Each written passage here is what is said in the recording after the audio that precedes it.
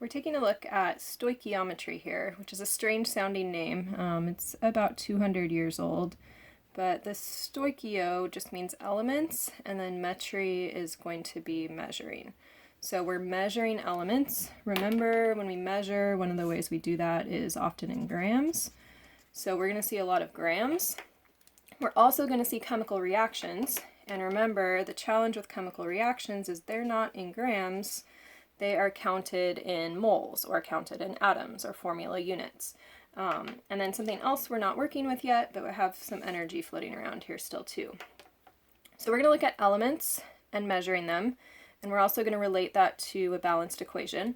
So I just want to put in the margin over here a couple of key things when we work on this element measuring or stoichiometry. A couple of key conversion tools.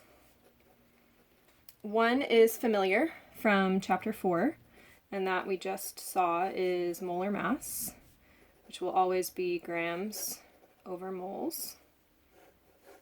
The other key tool is new in this chapter, and that is called a mole ratio. And that's going to be moles of A over moles of B. And those are going to be mole ratios that come from the coefficients. I just made up a 1 and 1 here, but I could see the coefficients here in this balanced equation. There's some 2's and some 1's and another 2. And so you just want to keep throughout this chapter in mind that these are your main two tools as molar masses to get between that measuring and counting, and then a mole ratio to get from one substance to another. So let's take a look at these mole ratios first, because that's the new thing. So consider 5.66 moles of Na that react with plenty of Cl2. How many moles of NaCl can be made?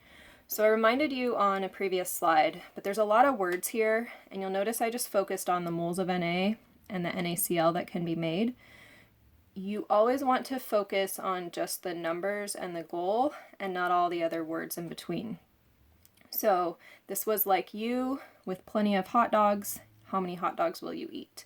So let me just jot up here for you. Focus on the chemicals that are described as being your before and after in these problems. Sodium before, NaCl after, not whatever it says you have plenty of. Or the other thing that can be distracting are the verbs. It reacts with, it's produced, it explodes.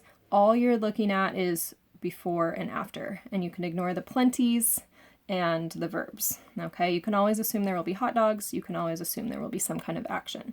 So let's look at this problem here. 5.66 moles of Na, and the goal is moles of NaCl. So I notice that I'm switching chemicals, and I have this balanced equation at my disposal. So I'm going to take my moles of Na to the denominator, put my moles of NaCl on top, and normally up until now we couldn't switch chemicals. The only way to switch chemicals is with a mole ratio and a balanced equation. So I want to go grab coefficients here. For every 2 Nas, I get 2 NaCls. And so that becomes here my mole ratio is what I just found. This is the same as multiplying by 1, so I end up getting 5.66 moles of NaCl. All right, so you've got a couple more of those just simple mole ratio problems here. Then we can string that together into a little bit longer problem. So look over here.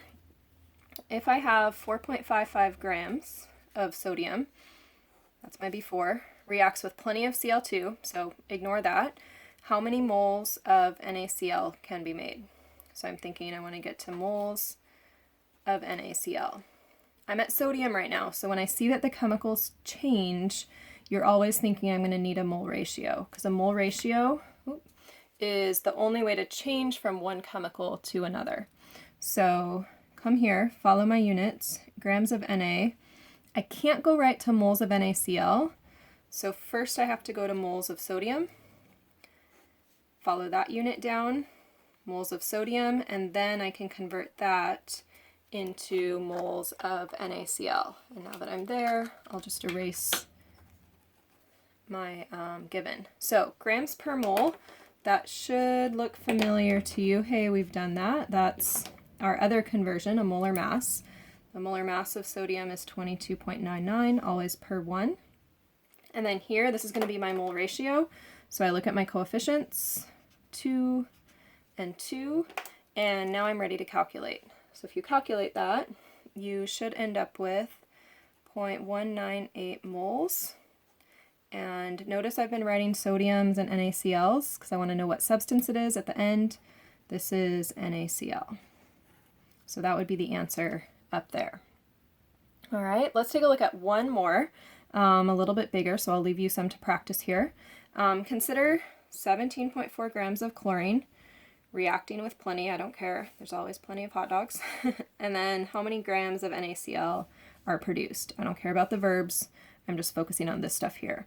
So 17.4 grams of Cl2, trying to get to grams of NaCl. So I'm measuring in lab and I want to know what I'm going to measure at the end in lab.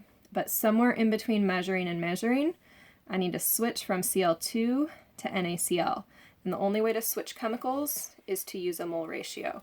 So I'm thinking to myself, somewhere in the middle here, I'm going to need a mole ratio on my journey from here to here.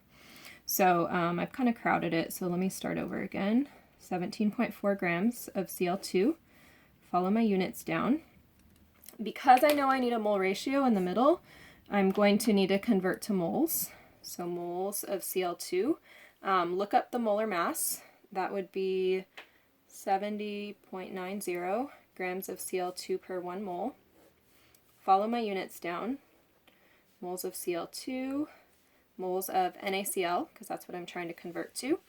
And for that, that's a mole ratio. So I look up here, I see 1 Cl2 can build me 2 NaCl's. Final step, we can work above or below on the next problem. Bring those units down, moles of NaCl, and I want grams of NaCl.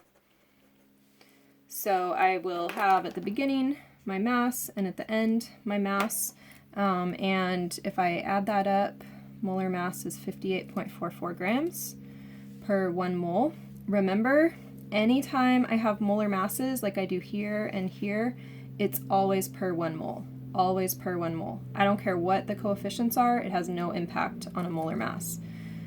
So my grams cancel, my moles cancel, my moles of NaCl cancel, I have grams of NaCl, and that answer is 28.7 grams of NaCl. All right, so we can use just the straight up mole ratio.